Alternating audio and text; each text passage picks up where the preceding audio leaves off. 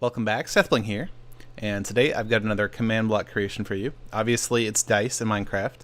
Let me just demonstrate real quick. I'll toss some dice on the ground and we'll get to see these 3 dice. It says the result is 12 on 3 dice, which 3 plus 4 is 7, but yep, adds up. I have made dice before in Minecraft, but the way I did it before was with like snowballs, and they were giant 7x7 meter dice. But these are very, very user-friendly. Roll is 10 on 3 dice. You can roll any number of dice and it'll total it up for you. And it'll just wait until you're done rolling. So there's 6 dice. The result is 22, so I don't have to go about adding it up. They are perfectly random.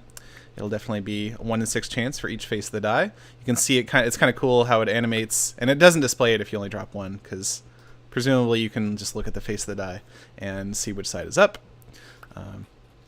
And the only big concern I would say is that sometimes the dice will stack like there.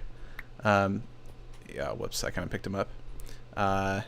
So yeah, you can see that they kind of stacked up, and so it didn't pick it up as different results. I mean, you can still manually add it up. This is obviously 10 plus 6, which is 16, but it's not going to display the results correctly, and might be a little bit hard to read it. You do pick up the dice from pretty far away, and the reasoning for that is, well, each of these are different items, and they won't stack up. The different faces of the die won't stack up with each other. You'll notice that's why, you know, I have a 1 next to a 4. They don't stack up. It's only if they happen to be the same face when they're next to each other they stack up. And that would be bad, because if you had your heart bar entirely full except for 1 slot of dice, then you wouldn't be able to pick up any more dice. So what I did was I made it so it always changes it to the 6th face up when you go over to pick it up. And so that's why they stack up in your inventory, even though they are different looking items. Now, how did I do this? Okay, we got a little bit of a stack there. You can see it got the wrong answer because of that. So you do have to be careful of that. And also, sometimes it doesn't work. So I have to actually, if I toss it back on the ground and pick it back up again, it should just, yeah, there we go.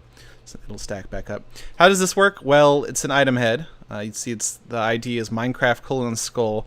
It's a player head using obviously a custom skin, and that's, you can see those on these item stands here. Now the method I use to do this actually doesn't require 6 different player accounts for all of these, but it also might not work in the future. So I have a link in the video description to dragnose.com.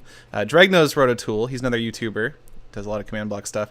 He wrote a tool that basically lets you upload a skin, and it'll give you bunch of text that you can use to create a player head with that skin without it actually being associated with any given actual player account. And so that's pretty cool, because it means you can do stuff like this without having to buy 6 separate accounts. But Dinnerbone has said in the past that it won't work in the future, as in that Mojang considers it a bug and they're going to fix it.